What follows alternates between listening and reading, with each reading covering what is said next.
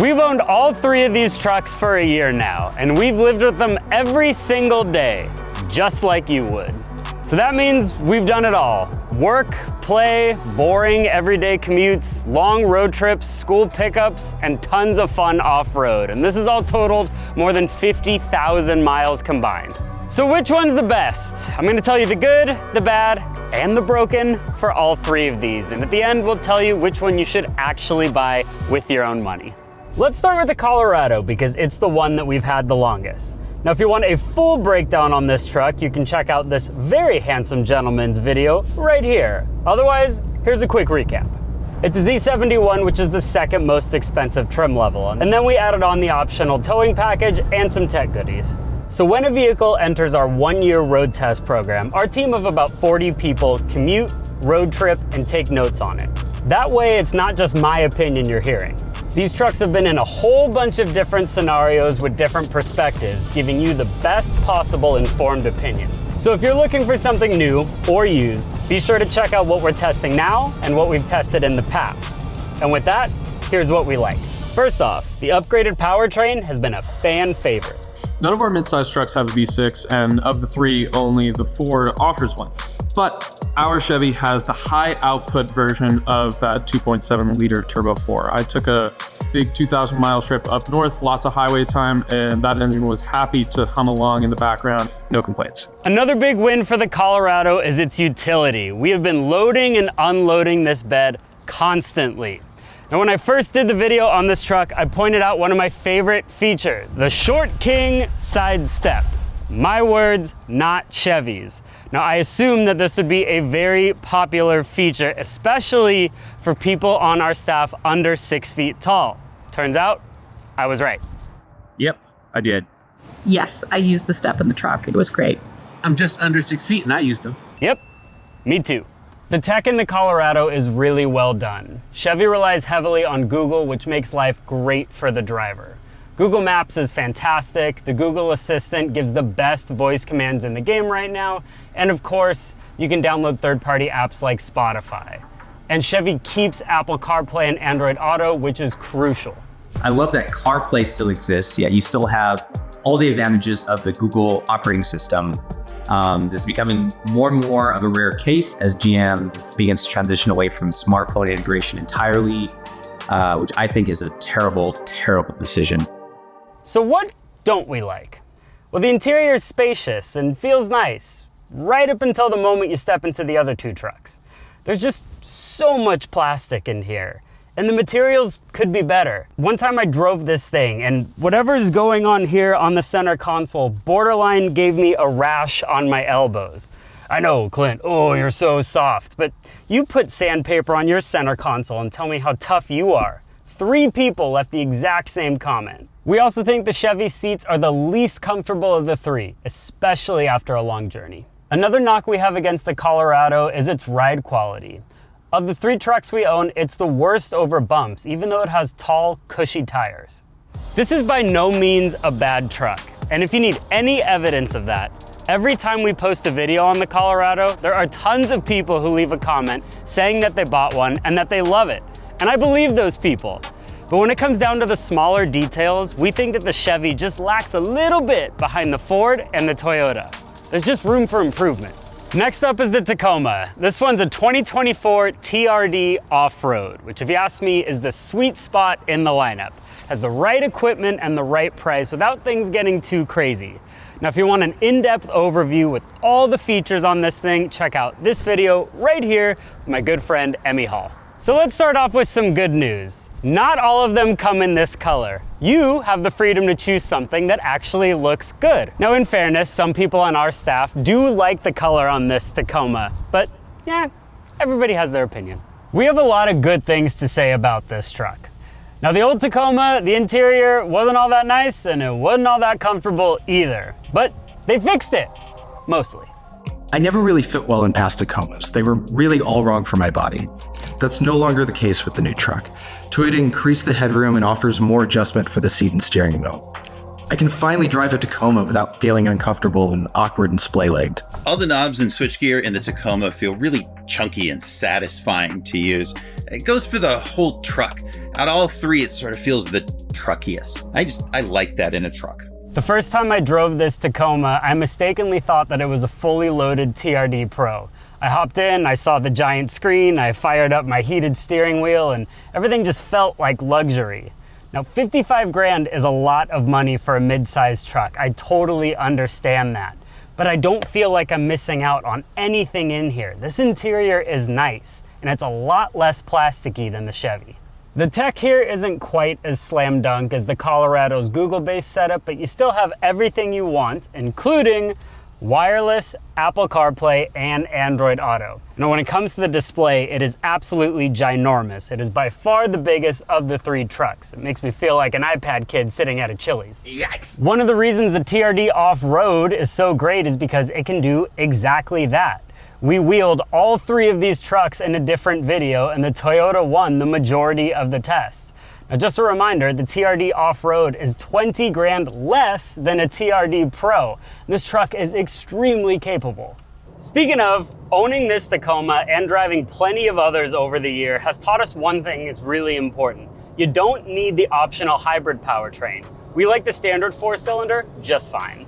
The Tacoma's turbocharged 4-cylinder is leagues better than the V6 it replaced. Good riddance to that 6-speed automatic too. The 8-speed is much better, and this whole powertrain is great in general. It's smoother, shifts better, and just really improves drivability for this truck. But this is far from a perfect pickup. We've fallen short of the EPA's fuel economy estimate over the course of the truck's life. It's actually been a trend among these three, but disappointing nonetheless. And then there's a topic of passenger space. The Tacoma doesn't have any. This back seat is straight up punishment for anybody on a short drive, let alone a long journey. This is definitely a category where the Taco lags behind the other two trucks. But still, a lot of people on our staff love this truck, myself included. It's a well-rounded workhorse with very few major flaws. And now the Ranger. So the F-150 is our highest rated big truck, so naturally we wanted to spend some time with its little sibling to see if it's any good.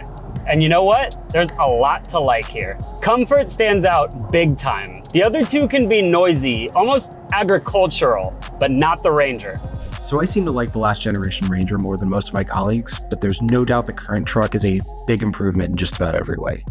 It's quieter, it's more comfortable, it just feels a little more grown up and refined, really distilling what makes the F-150 the winning truck into a smaller, significantly easier to park package. The blue truck rides better than its garage mates too. And as far as driver assists go, it has a similar feature set to the Colorado and the Tacoma, but everything is executed just a little bit better here. And before we get off driving, we had the chance to get behind the wheel of the Turbo 6 version of the Ranger earlier this year. And you know what? It's only a little bit quicker than the Turbo 4 version and less efficient. Save yourself the $2,200. If there's a problem with the Ranger, it's fuel economy. The Ranger missed its EPA estimated mileage by a little more than the Tacoma did. In spite of that, it still manages to have the best fuel economy in the group by just a hair. Now the Ranger here has the best cabin materials of the three trucks we have today. Now, we've been talking a lot about scratchy, hard black plastic, and there is refreshingly almost nothing going on in here. This is a nice feeling truck.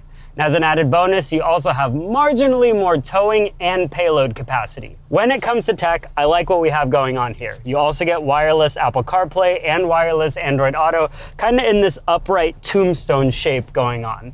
Almost forgot, this has the best sound system of the three by far. But as we know, making trucks is hard, and there are definitely some areas where Ford can do better.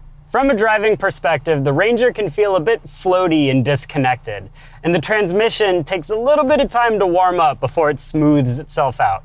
Something we've learned over time, if the engine start-stop system is on, you don't want to use the brake hold feature because everything feels a little bit jerky. Some people on our team didn't love these seats, and for a few others, these headrests were a pain in the neck, literally. But by far, the biggest problem we've had with this Ranger so far is something we've never experienced before. The doors didn't want to close. Not long after we bought the Ranger, I realized I kept having to slam the doors just so they would close all the way. Why do I have to slam the doors on a brand new pickup truck? In a perfect world, you would not have an opinion on your car's doors. The Ford Ranger, on the other hand, happens to exist in this world. rear doors would not close consistently unless you really, really slammed them. Which, since, it's not my car, it's Edmund's car, something I was not that comfortable with. So basically, anytime you closed the back door, you'd had to kind of guide it all the way in to into the latch, which was pretty irritating. Now, of course, nobody wants to buy a truck that's gonna fall apart or lose a whole bunch of value after a whole year. Let's discuss. At least when it comes to maintenance and reliability, these trucks have been bulletproof, which is exactly what you want to hear. Their stories have been straightforward, starting with the Chevy. I took the Colorado in for its first service, and aside from routine maintenance, they also fixed a recall for the fuel injector flow rate control. The whole process was super smooth and only took a few hours. Now, counter to what you might think, the Tacoma is the only truck of the three that has given us any real trouble at all. And it's not the engine or the suspension, the transmission, anything big like that. No, it's something much more specific, the seat belts. So the day I picked up the Tacoma from work, I planned to take my wife out to dinner. We had picked a spot, gotten dressed up, the whole thing. However, when she went to sit in the passenger seat, the seatbelt wouldn't move. It was completely locked up. We took it into the dealer to find that there was a problem with the mechanism, but that the part wouldn't be in for a few days. During that time, I tested the seatbelt again and it mysteriously started working. However, we still wanted to get fixed properly, so we took it back to the dealer where they were able to do so under warranty at no cost to us. Things were also business as usual for the Ranger in its one and only service. We took the Ranger in for its first service with around 9,800 miles on the clock, so this was its 10,000 mile service. It was pretty simple. We made an appointment online, got to the dealership, and it was a pretty basic service too. An oil change, a filter change, tire rotation and balancing, easy stuff. We got there at 7:30 and we're out of there by 9, and it only cost us $200, so super easy. As we like to do with all the cars we own, we got all three trucks appraised after a year to see if they held their values. When we did the math, we were in for a surprise. The Tacoma actually lost more value than the other trucks, depreciating by 33% in the year that we had it. And even though it had the most mileage, the Colorado dropped by about 29%, and the Ranger did best, losing about 27%. None of the trio has broken our hearts when it comes to maintenance or repairs, so we're left with cost to run. Using the nationwide average of $3.08 per gallon, here's what it would cost to drive all three trucks 15,000 miles. As you can see, it's super close, and this probably shouldn't sway your purchase decision one way or another. So after all of that, which one would we buy again? For me, Colorado. I think I'm gonna have to go Colorado. Tacoma every day. Tacoma, but I wouldn't have said that before we got our truck. I think my money is gonna go towards the Ranger. It's the Ranger for me, dog. So let's break that tie. In our official opinion, we have to give this one to the Ranger. It's our Edmunds top-rated truck for 2025. And that's because it's the most well-rounded of the three and the one that's best to live with every day. But I'm curious, which trucks do you want to see us buy next and review just like these ones? Let us know in the comments, and as always, thanks for watching.